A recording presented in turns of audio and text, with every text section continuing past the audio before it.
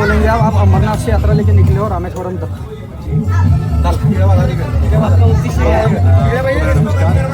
लोग अमरनाथ से Rameswaram non stop रहेगी, इसमें जल रुकता नहीं है। और तकरीबन हमने अभी तक 7 स्टेट कवर कर ली हैं।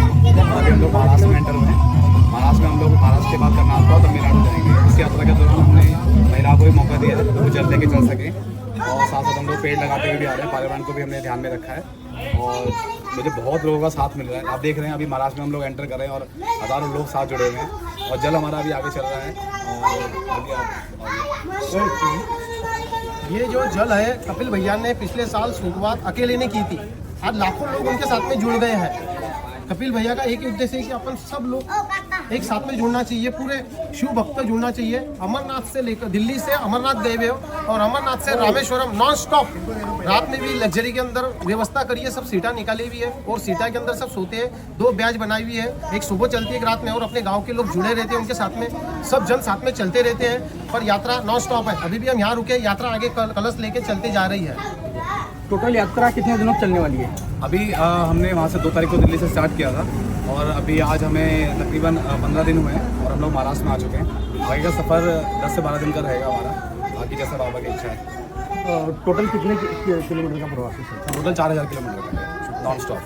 गेल्या मागच्या वर्षी कपिल भाऊ यांची आमची भेट झाली आणि ते म्हणजे महादेवांचे इतके मोठे भक्त आहे आणि मनाचे इतके चांगले व्यक्तिमत्व आहे की ते जेव्हा ते आम्हाला भेटले मागच्या वेळेस, तर ह्या जगामध्ये एकदम चांगले लोक असतात, भक्ती करणारे लोक असतात, मनाचे एकदम साफ सुत्र पवित्र असं व्यक्तिमत्व म्हणजे कपिल भाऊ.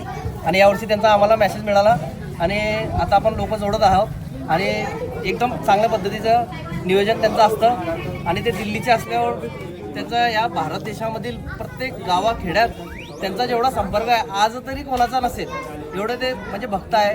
आणि मागच्या वेळेस ते एकटे होते पण आज त्यांच्यासोबत हजारो आहे, येत्या काळामध्ये लाखो होतील अशी त्यांना अपेक्षा आणि शुभेच्छा माझ्याकडनं.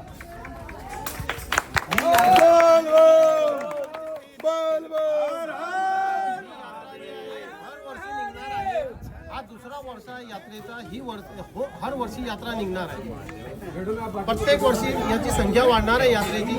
आपल्या सर्वांनी जास्तीत जास्त सहकार्य करावं, बस हेच ईश्वराची प्रार्थना.